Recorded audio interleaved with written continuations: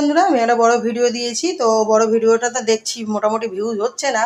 তো আমি এটা জানি যে কন্ট্রোভার্সির মার্কেট এখন বন্ধ আছে, ওই জন্য কন্ট্রোভার্সিও চলছে না বলে মানে মোটামুটি আমাদের ভিডিও চলছে না। তো চলো বড় ভিডিওটা যাই হোক হোক, আমি তাই জন্য ছোটো ভিডিও নিয়ে এলাম। তো আজকে কী রান্না হবে দেখো। আজকে এই যে কলমি শাক, আমার কলমি শাক খেতে খুব ভালো লাগে, বেশ কলমি শাকটাই বেশি ভালো লাগে আমার খেতে। আর এই দেখো পনিরের জন্য আলু কেটেছি, এখনও ধোয়া হয়নি, পনিরের জন্য আলু কেটেছি। আর এই বটবটি আলু ভাজবো, মানে টক ডাল হয়ে গেছে, আমরা দিয়ে টক ডাল করেছি, আর বটবটি আলু ভাজবো। আর পনির দিয়ে আলু পনিরের তরকারি করবো, দেখো ততলিয়ে যাই আমিও। আর এই দেখো পনির এখনও কাটা হয়নি, ডিপ ফ্রিজে দিয়েছিলাম তাই বরফ হয়ে গেছে ডিপ ফ্রিজে রাখার পরে। তো পনিরটা কাটবো, এখনও কাটা হয়নি। তাহলে এই পনিরের তরকারি হবে, আলু কেটে রেখেছি, বটবটি হবে, আর এই শাক হবে। আর দেখেছো আমাদের মাছ কিভাবে নষ্ট হয়।